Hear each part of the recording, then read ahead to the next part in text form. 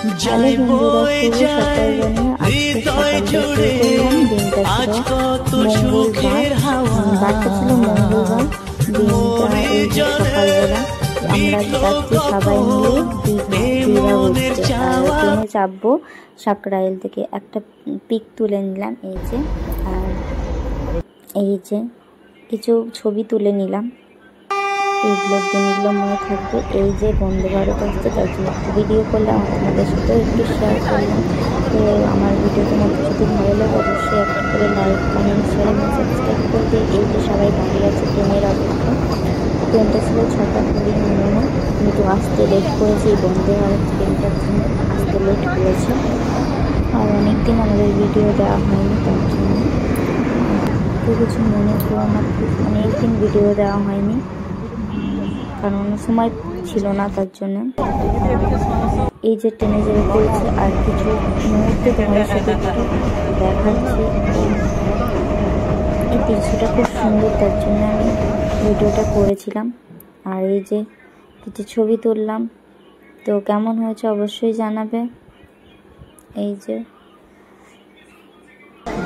আর চলে এসেছি, লেগেছে 4-5 ঘন্টার মতো মনে হয়।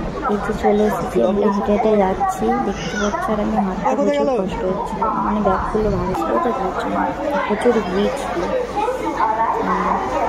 অনেকেই এখন যাচ্ছে দীঘায়, তো আমরা চলে এসেছি হেঁটে হেঁটে। আর রুমও বুক করা হয়ে গেছে, অনেকক্ষণ টাইম লেগেছে।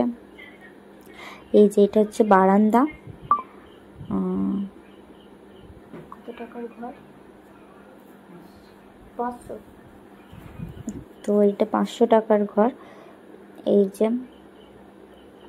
দেখো টিভি ফিভি সবই ছিল, আয়না আছে, বাথরুমটাও দেখাবো তোমাদেরকে। এই যে এখন স্নান করতে যাবো, তার জন্য একটু ভিডিও করে নিচ্ছি।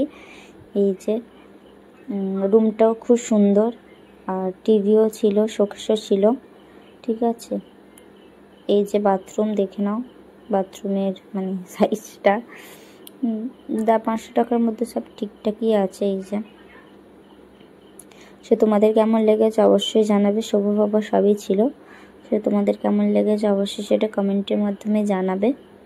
যদি ভালো লেগে থাকে অবশ্যই এটা বুক করতে পারো। সে একটা জিনিস, কিন্তু হোটেলটার নামটা ঠিক জানা নেই।